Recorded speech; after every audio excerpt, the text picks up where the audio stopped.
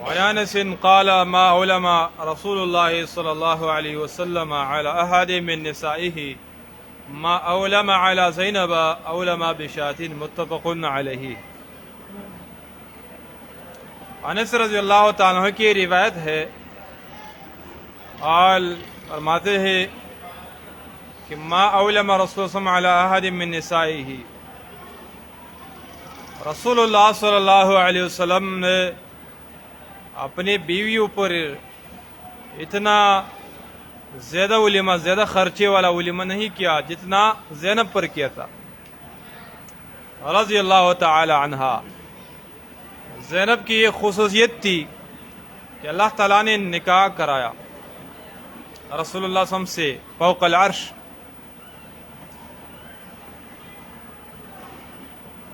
زوجنا کہا۔ عائشہ رضی اللہ تعالیٰ عنہ جب اپنی صفت ذکر کرتی تو اپنے سوکن کے مقابلے میں کہہ رہی تھی کہ میں سب سے بہتر اس لیے ہوں کہ میں باقیرہ ہے، سب سے باقیرہ میں ہوں، سارے بیویوں میں سے میں باقیرہ ہوں۔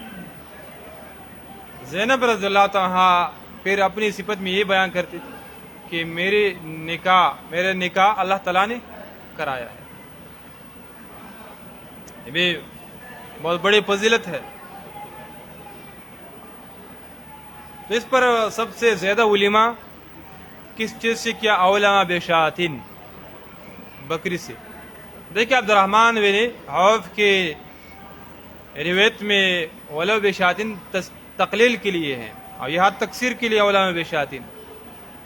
یہ انسان کے اوپر ہے، جو مالدار ہے، جو غریب ہے، تو تنگ دستی کی وجہ سے بکری یہ بھی زیادہ ہے،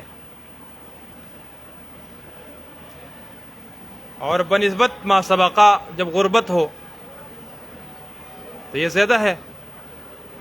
اگر کہ جس وقت اس کے طاقت پہلے سے زیادہ تھی، بکری کا طاقت رکھتے تھے تو بکری سے شادی کی۔ اور اس میں کوئی فرق کا مسئلہ بھی نہیں ہے بیوی کے بیچ میں، کیونکہ تو اور لوگ کہتے ہیں، اور وقت کے اوپر ہے۔ علامہ ابن حجر رحمہ اللہ فرماتے ہیں یہ انس رضی اللہ تعالیٰ عنہ کے علم کے مطابق ہے۔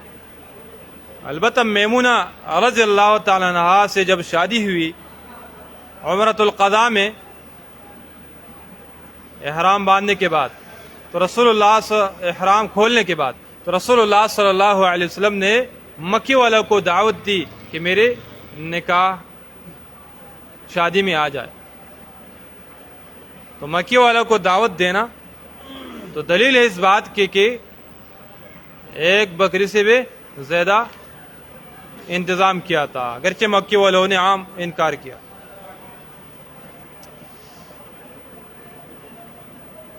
متفقن علیہ۔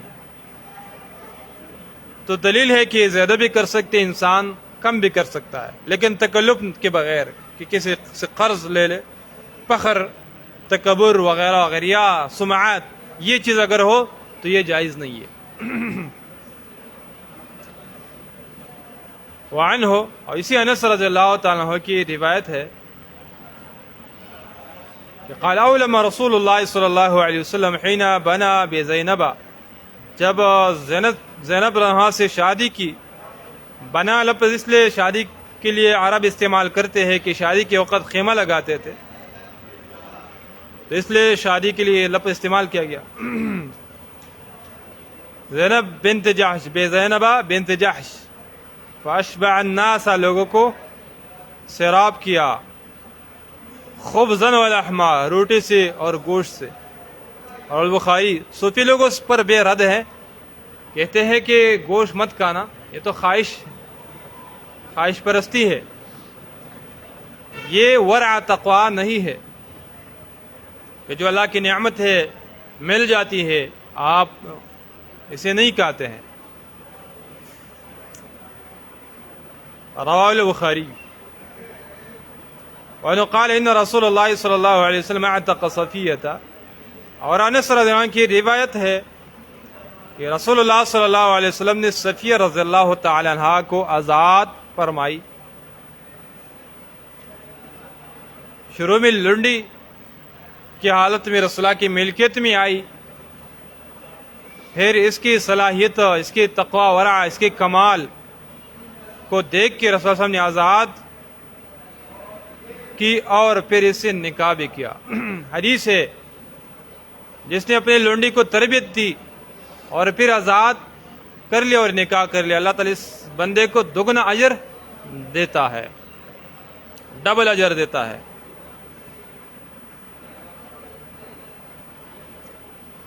صفیہ رضی اللہ تعالی عنہا غزوہ خیبر میں،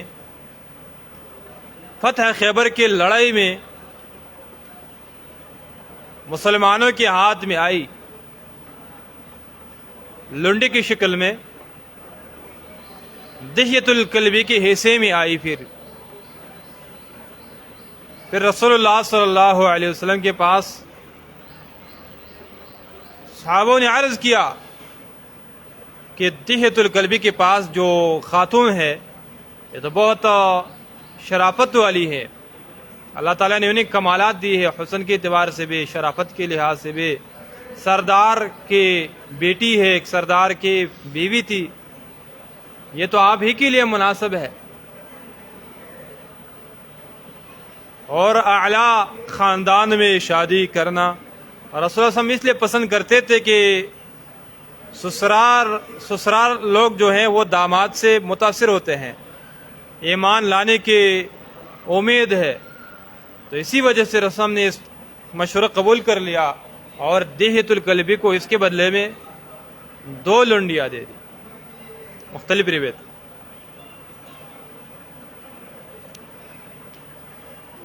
رسول اللہ صلی اللہ علیہ وسلم نے یہ کام کیا کیونکہ یہ حیy بن اخطب ایک سردار ہے بنو نذیر کی، النذیری، اس کی بیٹی تھی، اور یہ بنو قریظہ کی جو غزوہ مدینہ میں ہوا تھا اور بنو قریظہ ذبح کی گئی، اس میں اس کے والد بھی چلا گیا.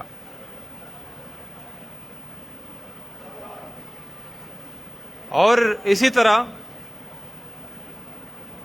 صفیہ رضی اللہ تعالی عنہا سلام بن اشکم القرظی بنو قریظہ کے قبیلے سے، اور ان کی بیوی تھی، پھر اس بدبخت نے اس کو چھوڑا. کمال والی عورت ہے صفیہ رضی اللہ تعالی عنہا.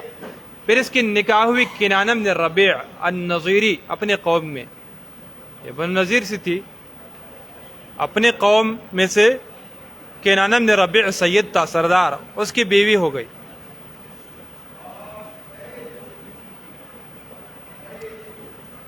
تو یہ ان کے شوہر جو ہے اسی فتح خیبر میں قتل کیا گیا. اور اس غزوے سے پہلے اس نے ایک خواب دیکھا، اپنے شوہر کنانہ بن ربیع سے خواب کا بیان کیا کہ میں نے خواب دیکھا ہے کہ میرے دامن میں چاند گر گئی. تو یہود تو علماء تھے اپنے وقت کے، تعبیر بھی جانتے تھے، تو اس نے اپنے بیوی صفیہ کو تھپڑ بھی مارا کہ آپ یہ جو نبی ہے اس کو ارادہ رکھتے ہیں، آپ کا یہی ارادہ ہے کہ اس سے نکاح کریں، آپ اس سے شادی کریں. ایک قسم کی تعبیر بھی بیان کیا، مارا بھی، تعبیر بھی بیان کیا. تو رسول اللہ صلی اللہ علیہ وسلم نے اس کے جو درد دکھ پہنچ گئی تھی، والد بھی قتل کیا گیا تھا، اس کے شوہر بھی مارا گیا، اور ان کے جو کمالات ہیں بہت کمالات تھی، تو رسول نے سے لے لی اور آزاد کر لیا، اور پھر راستے میں شادی بھی ہوئی.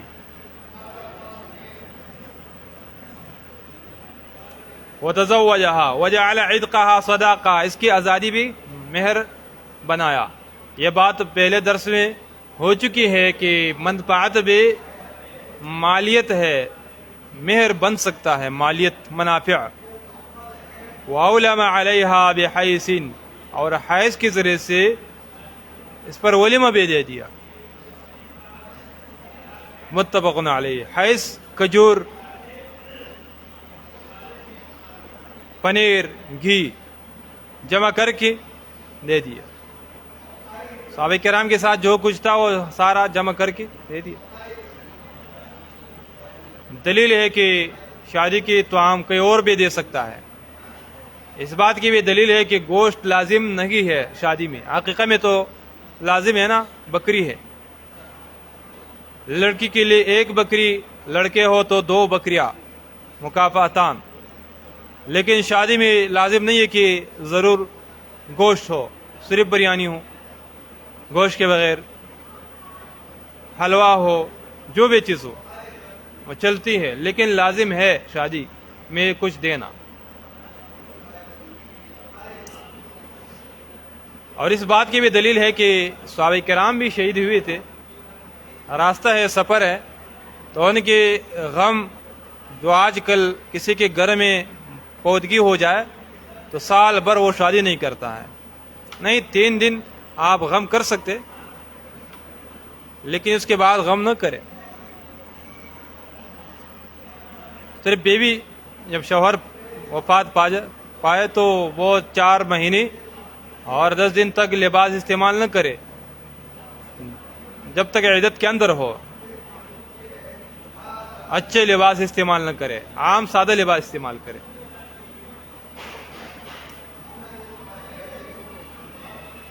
اور ایک یہ بھی فائدہ ہے کہ سفر کی حالت میں بھی شادی کرنا، سفر کی حالت میں بھی شادی کیا.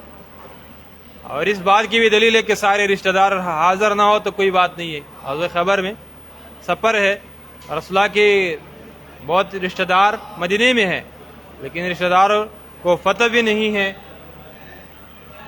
شادی کی حالت میں مدینے میں آئے، بعد میں ان کو پتہ چلا. اس میں کوئی تکلفات نہیں ہے. صحابہ کرام شادی کرتے تھے، جسے عبد الرحمن بن عوف. رسول اللہ کو بعد میں پتہ چلتا ہے. رسول اللہ نہیں کہتے کہ مجھے کیوں نہیں دعوت دی، مجھے کیوں نہیں بلایا. اور اس نے بھی یہ تکلف نہیں کیا کہ رسول اللہ کے ساتھ جو قیمتی اوقات ہے ضرور اس کو میں ضائع کر دوں، ورنہ میں ناراض ہو جاؤں گا، پھر میں شکایت کروں گا. اس طرح بات نہیں تھی، اور محبت حد سے زیادہ.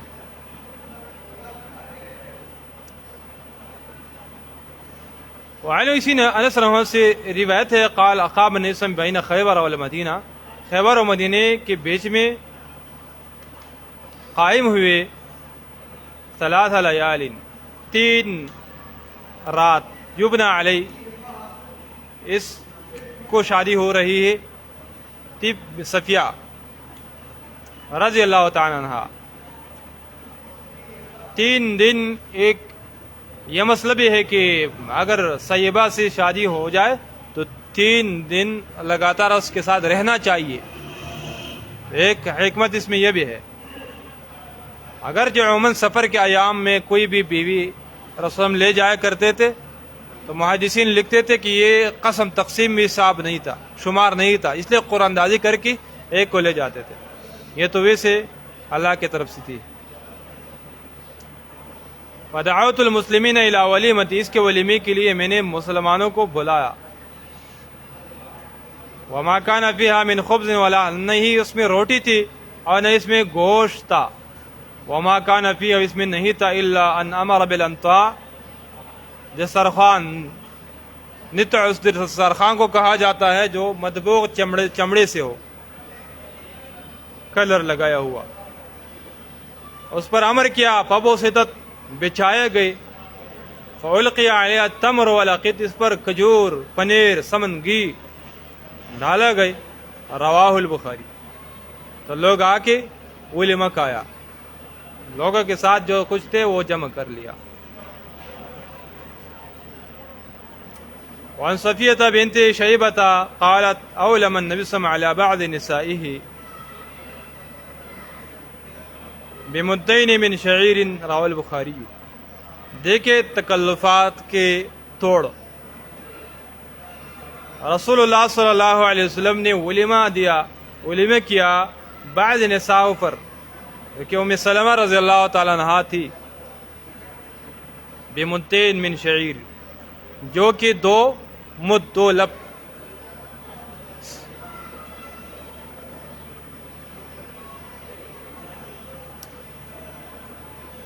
1 کلو سے کچھ اوپر، 200 گرام تقریباً اوپر.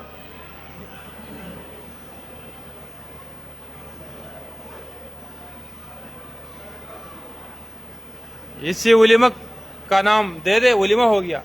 اگرچہ کم ہو ولیمہ واجب ہے، اگرچہ کم ہو، اتنا تک ہو لیکن ولیمہ دے. ولیمہ امر ہے وجوب، یہ قول راجح ہے. اس میں کسی قسم کے تکلف نہیں ہے. جتنا بھی غریب ہو اتنا طاقت تو رکھتا ہے. 1 مہمان 2 مہمانوں کو کچھ دینا یہ تو آسان ہے. اور البخاری.